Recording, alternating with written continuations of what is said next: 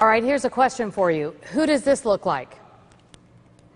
If you're a parent, I think you're probably saying, and you have a teenager especially, that's my child. As technology has gotten easier, think about it. Talking with teenagers has gotten harder. A local mom has a low-tech but highly effective solution that's getting everyone talking.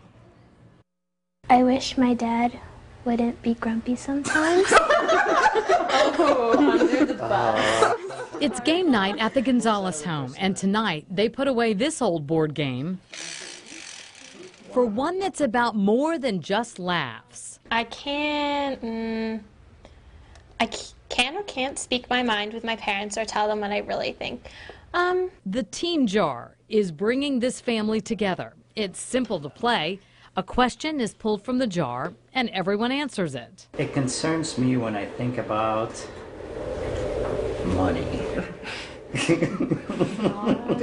That's exactly the family interaction Jeannie Dexter was hoping for. She's the creator of the Teen Jar. Sometimes it doesn't matter what you're talking about when you begin. You just need to talk. Jeannie's two kids weren't talking to her back in 1997 when she was going through a divorce. I kept thinking I have to find some way to open that up, to communicate, because every time I ask them a question, they shut down. They don't want to talk. That's when Jeannie suddenly hit on the idea for the Talking Jar, a whole new way to talk and listen. This really worked out really well. She took her idea to Paul Schweinler, a mental health counselor, board certified in traumatic stress. He loved the concept, and a business partnership was born. How does something this simple work? That's part of it, I think. It is just so simple. I realized I really hurt blank when I... Part of the idea is that you can't really answer them with one word easily.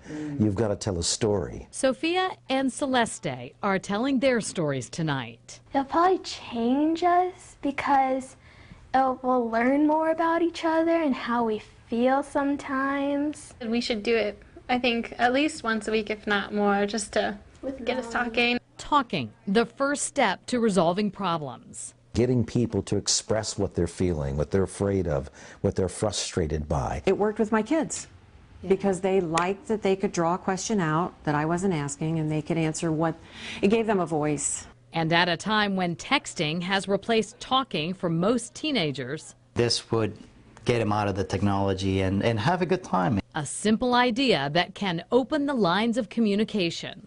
Don't feel as pressure as to say Yeah, something. exactly. It's not like we got to have that big conversation with mom and dad. Right. It's, we're having a good time, and we're just talking.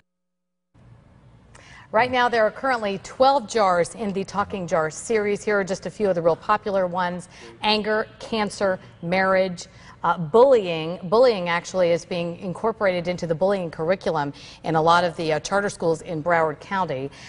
There's also, I mean, here's the one that we featured tonight, the Teen Jar. I mean, it just goes, the list goes on and on. They have Christmas and Hanukkah coming out, and they're really tackling a lot of issues that are difficult to talk about sometimes. You and I talked about this as you were preparing the report. In a world of high-tech, an old-fashioned way to open up communication face-to-face. Get off the phones.